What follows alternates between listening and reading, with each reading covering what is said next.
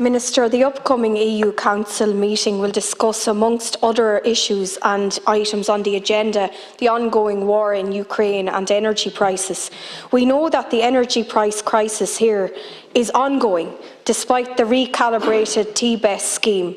I also know from PQs that I have submitted to Minister Ryan that the recently announced €350 million cost of purchasing temporary generation turbines will add approximately €40 to the average domestic bill over the next billing year.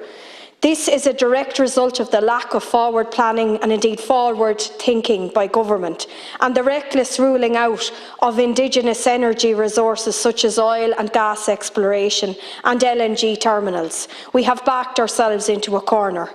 It is in keeping, however, with EU policy of forcing through a greater reliance on renewables. Minister, as you will know, the Agriculture Committee recently recommended that it should be a target of government to ensure that every appropriate farm building has solar panels installed in support of our 2030 emission reduction targets. And indeed, farmers should be incentivised to do this, because so far it seems to be just punishment all of the time.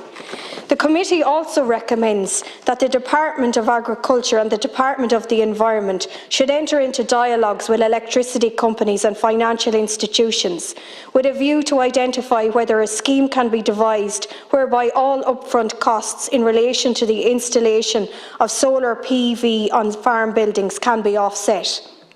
Finally, the committee recommends that the Department of Housing proceed as a matter of urgency regarding proposals to exempt solar panels on farm buildings from requiring planning permission, with a view to enacting an exemption without delay, and this should be done.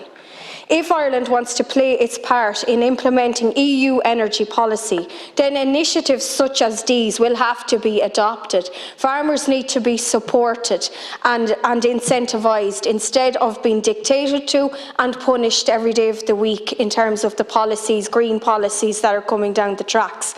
So I would ask that these issues be considered at the EU Council meeting. Carol Nolan.